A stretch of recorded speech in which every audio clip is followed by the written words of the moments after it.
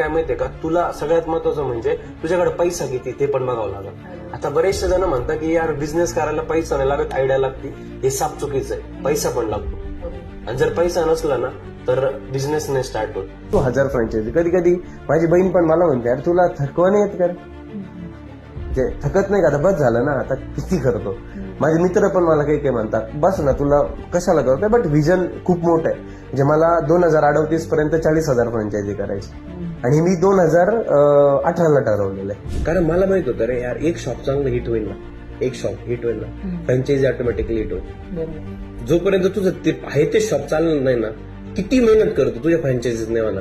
आणि मला असं वाटतं ना, कुठला पण ब्रँड मोठा होता ना, वे सोडू नका मार्केटिंग करण्यास. कुठलाच वे सोडू नका, काही फरक नाही पडत. सोडूच नका, काही फरक नाही पडत आहे की कोण काय म्हणतंय.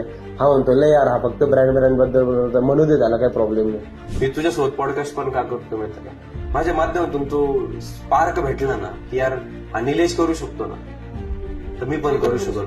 हे मला फक्त लोकांना समजून सांगायचं. आणि लोक कारण देतात रे. अरे माझे 2018ला पेट्रोलचे वांदे होते, 18 सोड 21 मध्ये सुद्धा होते स्टार्टच्या डेज मध्ये.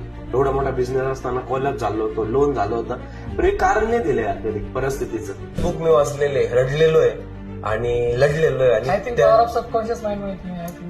मी खूप जास्त, कारण मी 2021ला ज्यावेळेस मी कर्ज झालं माझ्यावरती, बॅकग्राऊंड नाहीये, घर बांधून ठेवलं, घराची पण देणीदारी बाकी आहे. त्या सिच्युएशन मधून मला बाहेर जे काढलं ते पॉवर ऑफ सबकॉन्शियस माइंड त्या बुकने. एखादं टार्गेट मोठं घेतलं, नाही झालं, त्याच्या निम्म होऊन दे, त्याच्या 20% होऊन दे, त्याच्या 40% होऊन दे, काय फरक पडणार आहे. तू त्या समाजापेक्षा इतकं पुढे निघून गेलो नाही, तुला कळणार पण नाही. टार्गेटच ठेवत नाही आपण. शाहरुख खान म्हणतो यावरती की चांद काबिज करने की हिम्मत रखो. बरोबर, अगर ना काबिज हो तो आसमान तो काबिज हो ही जाएगा. बरोबर, एकदम बरोबर.